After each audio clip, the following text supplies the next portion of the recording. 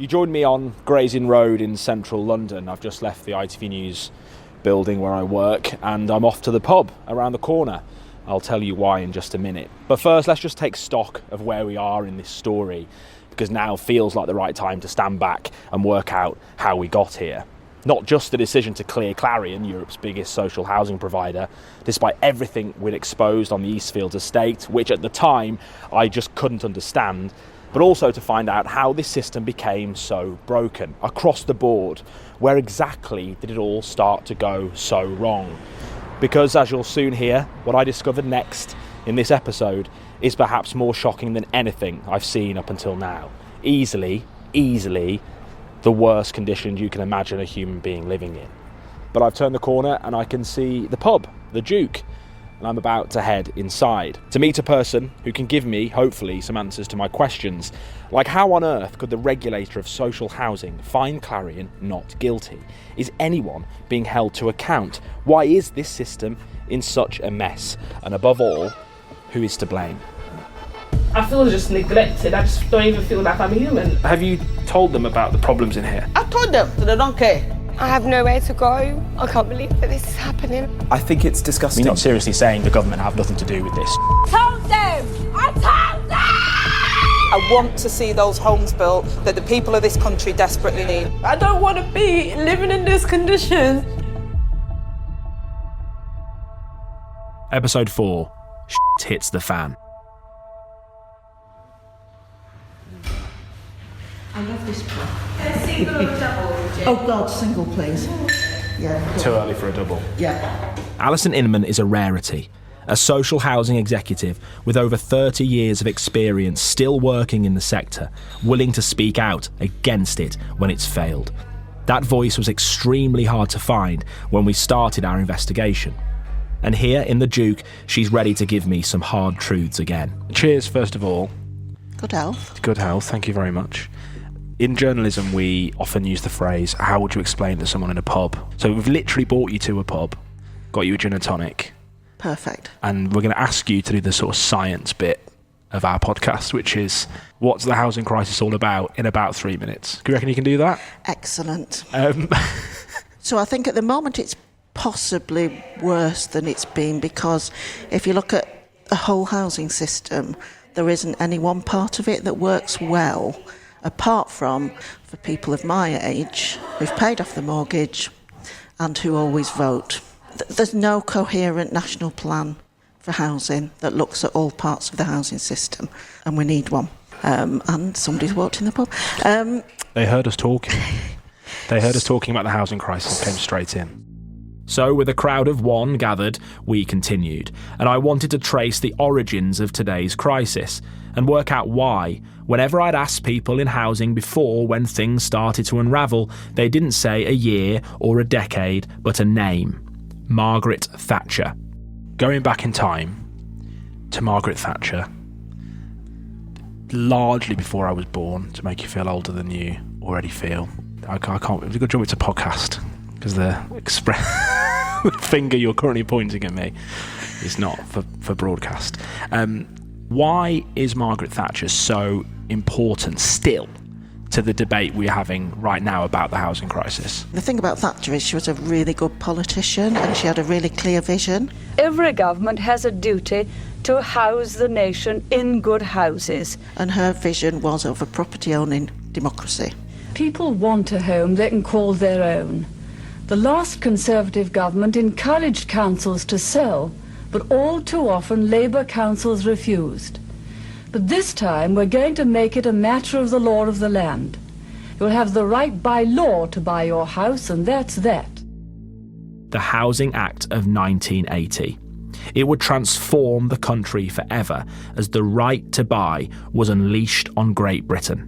It was the extension of the right to buy. The right to buy had been there in various forms, but, she absolutely turbocharged it. It meant council tenants could buy their own homes at a big discount, about a third off their real value. And after a slow start, sales began to rocket across the country.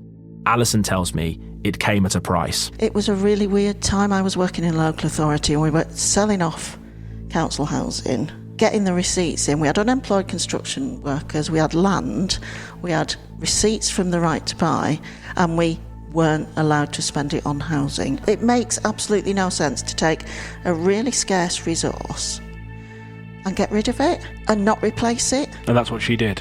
Yeah. Thatcher's vision famously was to roll back the state. And as well as selling council homes, she prevented councils using the receipts to build new houses in their place. The free market, private developers were left to fill in the gaps as the state retreated from house building. Britain has ended up selling off more than 1 million social homes, and the market did not fill in the gaps. And that has pushed more and more people into the private rental market. And as Alison explains, the state, you and me as taxpayers, have ended up paying for it anyway. So yes, Mr. and Mrs. Smith have exercised the right to buy. What happened when they died? In a lot of cases, that became a private rented property. So their children inherit the family home. Yeah.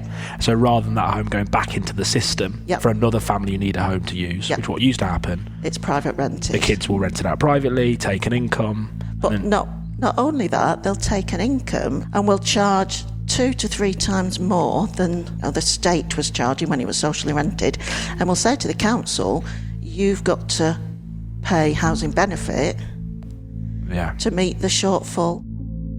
1.9 million private renters now receive housing benefit. That's a third of all people renting, which explains why the housing benefit bill is £30 billion a year. 30 billion. That's more than half the UK's entire defence budget.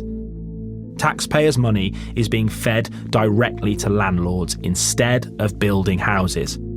And what is left of Britain's social housing, which had boomed after the Second World War, is now falling into disrepair. Stuff that was put up, which was meant to have a life of 30, 40, 50 years. 50 years tops. And we never ever had a plan to repair, renew and regenerate. Which explains why there are so many problems to fix across the country. So the end result sounds like a bad joke. Britain's got a load of bad social housing, and there's not enough of it. But all this history still hasn't explained the stunning verdict we'd seen after our expose at the Eastfields estate, when the regulator had completely cleared Clarion. How and why that could ever happen soon became surprisingly clear, and quite quickly. A simple call to the social housing regulator, and I had my answer. And in a bizarre kind of way, it made sense. Based on their investigation, they surely couldn't have come to any other judgment. Because, it turns out, the investigators hadn't spoken to a single Clarion tenant, nor inspected a single property. Why on earth, I ask Alison, did the housing regulator not talk to tenants or visit their properties when dealing with a complaint? So I think the regulator, we often forget, is only allowed to do what government has, what statute tells it that it can do. For that, Alison takes me back over a decade to the early days of the coalition government, when the mantra was cuts. This is an emergency budget, so let me speak plainly about the emergency that we face. In 2010, 2 years after the global financial crisis, the Tory Lib Dem government was desperate to save money wherever it could, and housing was not immune. So the austerity measures stripped back the regulator's power and resource and gave them a new aim, essentially, make sure the landlords don't go bust. They'd be closely checking finances, but would no longer be responsible for inspecting homes and maintaining consumer standards. It should only intervene, government said, if it believed tenants were in what it called serious detriment. As Alison explains, this set a very, very high bar for intervention. And I remember a landlord once saying, jokingly, and he was one of the good guys, I think I'd probably have to kill the chair of the Residents Association. I don't know what else I could possibly do that would mean there was serious detriment there. What is it about this sector that means for some people they'll only do the right thing if there's somebody with a big stick? So that helps explain why Clarion had been cleared. Although I would argue a ceiling nearly collapsing on a child, as we'd found on the Eastfields estate, comes pretty close to serious detriment. But anyway, Those changes, those cutbacks, in 2011 meant the regulator no longer had the power to interview residents. But because their role in financial regulation was maintained, they could speak to Clarion. And they did. And Clarion said, "There's no systemic failure here, just a bit of disrepair." And the regulator said, "OK." Back at the office, I soon had the chance to talk to a Clarion representative myself. And this time it was the chief executive, Claire Miller, who you'll remember wasn't available to speak to me when we first exposed her organisation, the one she's paid more than £250,000 a year to run. In research for the interview, it also turned out, before taking up her current job, she'd been the executive director of the regulator. She must be delighted, I ask, with their judgment on Eastfields. No matter what the regulator's judgment is, there is clearly a lot of work for us to do at Eastfields. Do you think the regulator should have more power to be able to speak to tenants and visit people's homes? Yes. Do you think if they'd done that in this case, you would have been found to have breached standards? I don't know, because it depends on the individual settlement. You have to operate within the rules that you are given. And the rules are pretty cushy for you guys, aren't they, at the moment?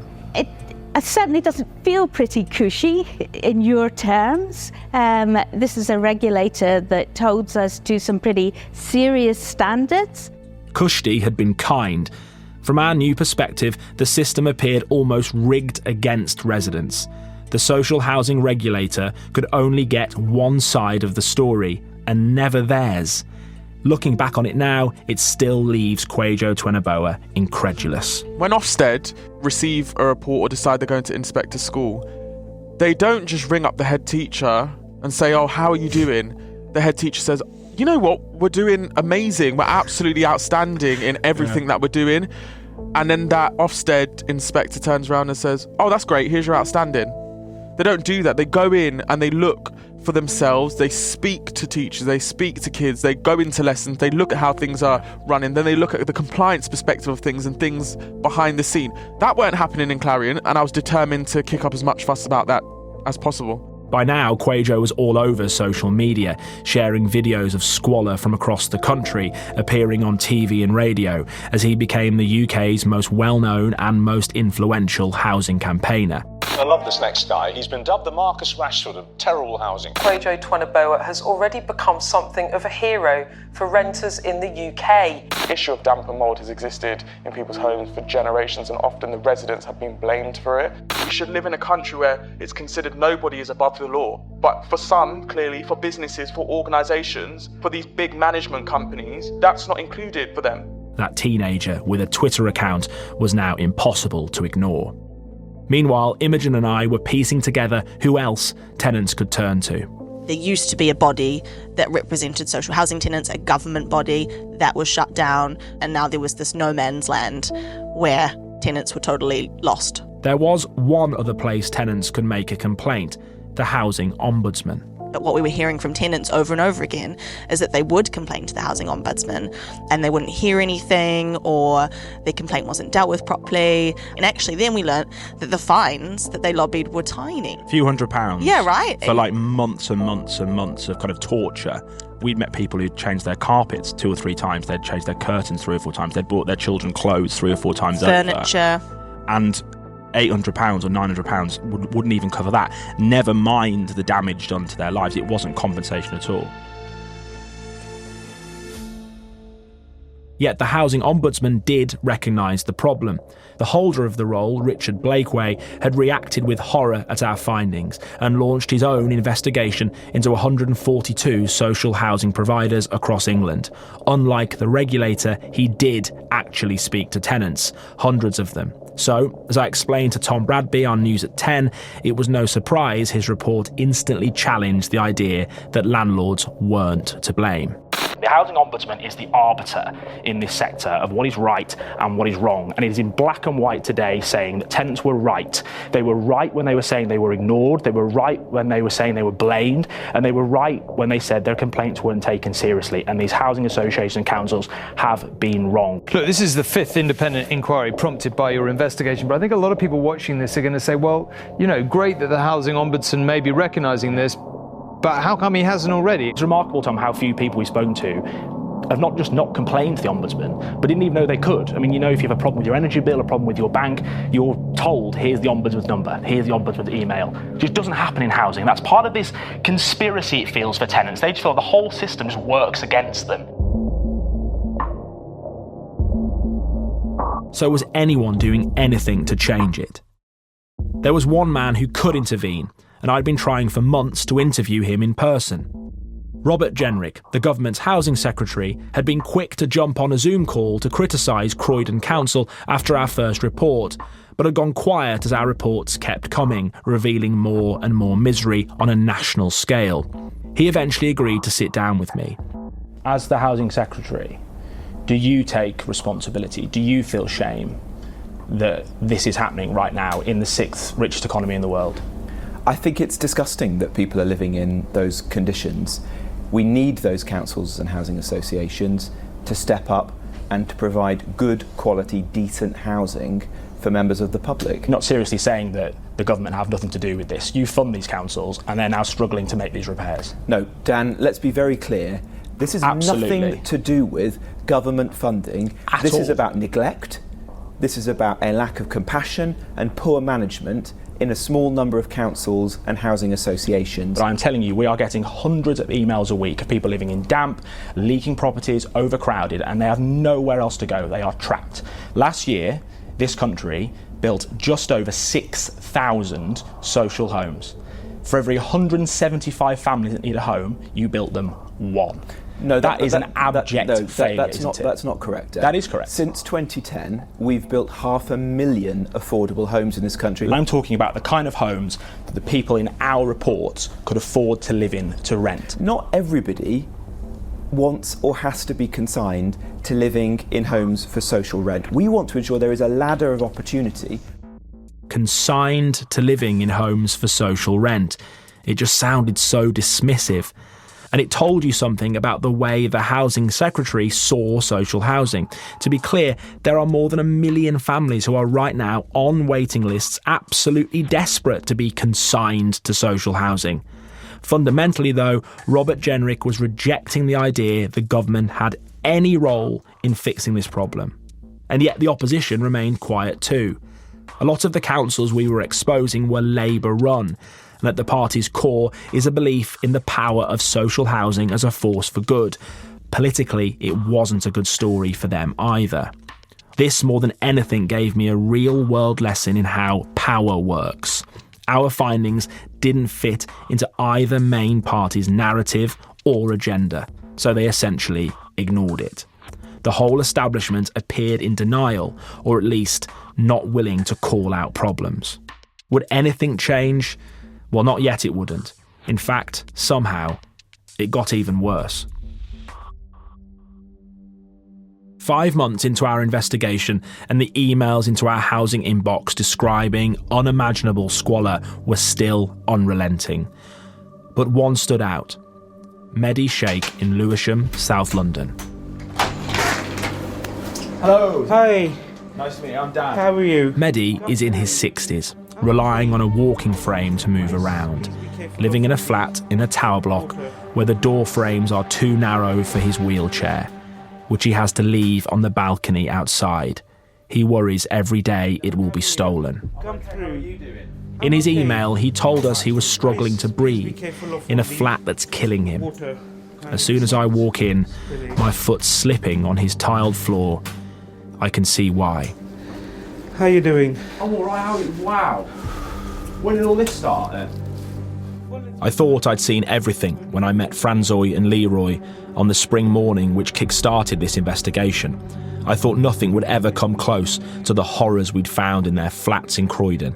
But this is on a different level. Remember, you can see it for yourselves on the website we've created to support this series. But what you can't experience is the smell, which is horrific, like raw sewage sharp in your nostrils. The walls are not just black, but soaking wet, like it's been raining inside. Dirty droplets fall from the ceiling, down the walls and onto the floor. When I point this out, Mehdi runs his hand across the wall and shows me his palm. It is covered, black and dripping. His home is being destroyed around him. How long has the bathroom been like this for? For about good 6-7 years now. The bathroom's been like that for 7 years? Yes. What's it like trying to wash in there, shower in there? I'm making myself more dirty rather than cleaning myself. Mehdi has been living in this tower block for 17 years, a tenant of Lewisham Council. They came in and they washed it once, which was good 5 years ago, and 4 or 5 days later, it was back to square one. It just comes back? Yeah, it just comes back. How many times have you told them about this? About 25 times, and every time they come and go and they say the work is done, it's completed. We found the leak. Sound familiar? Reporting the problems over and over, being ignored, not getting anywhere, and not for a matter of months, but years. Just think, how many times have you used your bathroom, showered at home in the last 7 years, and not spent a moment of it worrying about your health? Yet Mehdi can feel the danger in the walls around him. I'm living in a slum. I'm literally living in a slum. It doesn't feel like I'm living in London, United Kingdom. It all feels foreign to me too. To my shame, I later offered to go and buy everyone lunch, just to escape the thick air for a few more minutes. How could Mehdi live in this every single day? Well, the answer was, he'd had to buy his own breathing equipment. And I'm waking up at night with breathless, fatigue. I'm feeling suffocated in here. That's just unbelievable, isn't it? When you think about it, you're already dealing with a lot of conditions and a lot of problems. Well, it could be any day. I'm dead. And his isn't the only life at risk here. Mehdi lives halfway up this multi-storey tower block. Directly below him is a disabled woman with her disabled child. There has been time I've called at 3 o'clock in the morning. Do not turn the bathroom or toilet light on, just in case somebody gets electrocuted, because the water is literally pouring down. I am literally on the verge of nervous breakdown. I just don't know what to do. I just simply don't know what to do.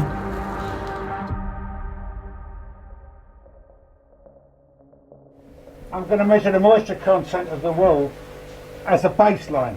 We give Jeff Charlton a call, the environmental hygienist who we'd used on the first day of our investigation to examine Franzoy's flat in Croydon to see what he could find in Mehdi's. Well, this metre goes up to 12 as a maximum.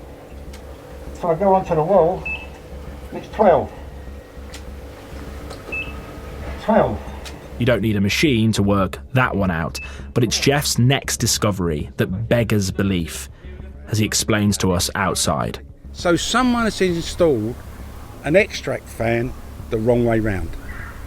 I'll just see that as criminal negligence, because the result of that is whenever someone's had a bath or a shower in there, or run the hot tap in the sink and the moisture's built up, instead of it being sucked out, it's been blown into the rest of the property.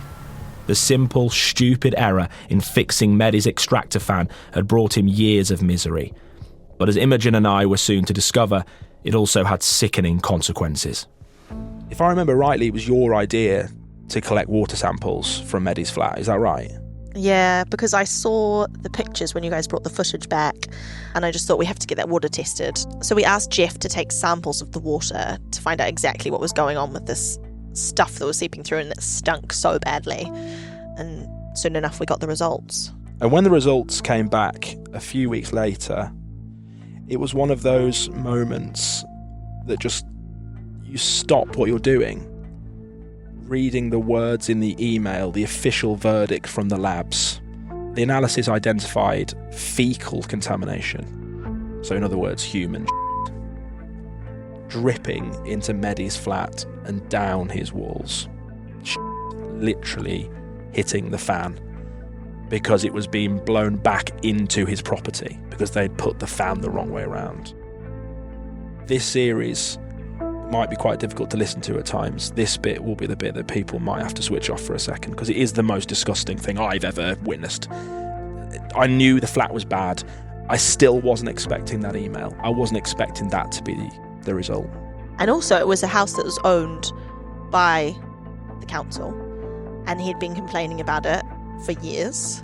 So he'd been saying, like, this is happening, guys. I'm living in this, this space. Wasn't a help secret. Me. Was no secret. They knew it was going on, and like they just literally did nothing. And when we put the report out on News at 10, by now there was no conversation or convincing to be done with the bosses about the merits of these housing stories, and it was an obvious lead story. Unfit for human habitation. 6 months since our first report on Britain's housing crisis, the picture that's getting worse, not better. In Lewisham, the flat where water contaminated with human waste seeps through the walls. After that, the usual pattern followed. An outcry, Medi was moved out, the council said sorry. Their own independent investigation finding the conditions were, as Julie Etchingham had told our viewers, unfit for human habitation. Obviously. 6 months earlier, I had stood outside that first block of flats on Regina Road in Croydon and set myself the task of finding out why this was happening. I had travelled the country, met dozens of people, read thousands of emails and messages, sought out answers from housing bosses and government ministers, dug into the history. Yet no one could tell me how any human being could ever be left to live like this. For the tenants we were meeting, one issue did keep coming up. In fact, it had been mentioned even as we set up the cameras with Medi. Yes, do you want to have a chat without the mask? Is that okay? But I don't want my face to be shown. Oh, really? Yeah. Just, well, in that case, supposed to keep the mask on? Yeah. You leave the mask on. Okay. Sorry, I didn't. Because there's too much racism is already going on this building. Okay. Especially because of the colour of my skin. In the months and months we've been investigating this crisis, the vast majority of the tenants who had contacted us were either black or from an ethnic minority background. And so many of the people we filmed with felt their race was a reason for their poor treatment, right back to the first day when we met Leroy in Croydon, who was living in the flat above Franzoy. Why do you think they're not listening to you or Franzoy or anyone else in this block? Why do you think they're not listening to you? Well, I don't really want to say. Say it. I've got a feeling, because when I used to ring up before, I used to say, Leroy, my name's Leroy McNally. And I've got a feeling that puts them on the off foot, because straight away they say, Leroy, it's a black person, we don't want to deal with this person, blah, blah. Eventually I started saying, my name's Mr. McNally. I wouldn't say Leroy. And I got a better response, but still nothing was done. So you got a better response when you didn't use your Christian name? When I didn't use my Christian name. Leroy felt, as a working class black man living in a council flat, that it was normal for him to be ignored. I quickly learned it wasn't an isolated experience. I've travelled up and down the country. The majority of people that I've met living in slum conditions, poor social housing, are from black and ethnic minority backgrounds. Kwejo Twenoboa. That's not to say, of course, that there's not white working class people living in equally as bad conditions. There are, but the majority are from black and ethnic minority groups. And it was a fact that class and race, even the way that we were spoken to, the way we were disregarded, I could only put that down to the people living in social housing, the people living in these homes. They weren't taken seriously, they weren't listened to. Throughout this investigation, tenants had told us about their experience of racism and their belief the system itself is racist. But what was going on in these councils and housing associations? One day, Imogen and I received an email from a whistleblower. Yeah, I remember it dropped into our inbox, and it was just this person who worked in a housing team. She had identified herself as someone who worked in a council, and that, when she'd seen our reports that touched on the themes of racism, that, described how these tenants were feeling, that she provided this insider information about what kind of language her colleagues were using. These are our whistleblower's words, voiced by an actor. We had a large number of African residents and we had a big meeting with them because they were unhappy. And then when they were finished, all the managers were sitting around saying, what are they complaining about? They've just come from huts. We had a resident phone up to say they had a blocked kitchen sink and their surname was a Chinese surname. They were a Chinese resident. And the manager turned around and said, look at their surname, it'll just be full of rice, tell them to clear it themselves. And that's not one person saying it, that's in meetings that's spoken about. We need to speak to housing and tell them residents have to live like English people live and not abuse our properties if they don't want to live like us. they can be evicted and go back to where they came from. And then internally you get the same sort of treatment to people if they're not white British. I remember one of them clearly saying, I'm not having some black plumber earning more than us managers, because some of our operatives used to earn more than the managers. That was just one experience, but Imogen and I also had other dealings with councils and housing associations which shocked us. After speaking to one tenant about their experience of explicit racism, we went to their council to seek a right of reply. A nervous press team insisted on speaking to us off the record on a Zoom call before the report went out, and 4 senior managers popped up on our screen. And on this call, one of the people from the council said to us, how did you speak to the tenant? Did you take a translator with you? Because obviously English is an issue for them, and we always need to take a translator when we talk to them. And we all just kind of looked at each other because this tenant had no issue with English. And I'd been in this tenant's house and thought they spoke perfect English. I could hear every word they said. There's no way they could have listened to that tenant properly about their problems if they think they needed a translator, because they didn't need a translator. And race felt like an issue for this council, purely in the questions they were asking about this tenant. Totally, it was a real shocking moment for me. It was clear by now there were so many factors in this scandal. Health, race, money, power. It was so far removed from what social housing is meant to be, what it was built for people like my family who were able to escape squalor and use the stability of a social home to build a better life. But the journey social housing has been on is from springboard to safety net to slums. It is the death of a dream. And in this investigation, for me personally, it felt like the death of something else. The naive belief I had that people who work hard, who pay their way, who look after their homes, who report problems to the right people, who do the right thing, will be heard, will be okay. Now I'd stepped through so many doors to find a world that just didn't work that way. It was after we aired our report into Medi's flat that I felt this investigation was over. We had shown the worst conditions a person could possibly live in, and nothing had changed. No one was sacked, no one resigned, and no one in the real positions of power was accepting this was a problem, let alone attempting to solve it. What else could we do? I felt defeated. Like so many tenants we'd met, the last thing I held on to, hope, had now been lost. And then I got a phone call. Next time on The Trapped, the tenant testimony that leaves MPs in disbelief. This has just been an appalling story. I don't think any of us can imagine how you lived through it. The housing boss who tries to play down the scandal. I don't think it's widespread. I think it's unfortunate that you don't see many items on ITV News of positive stories about social housing. And the political disaster that will transform our investigation. This is a British crisis made in Downing Street. If you want to see any of the visuals from this series, head to thetrapped.co.uk or follow the link in the show notes. If you are in bad housing or your living situation is under threat, you'll also find a full list of people to contact to get help. The Trapped is presented by me, Daniel Hewitt, alongside Imogen Barra. It's written by myself and David Williams, with archiving by Alpha Ceesay and Lauren Aarons.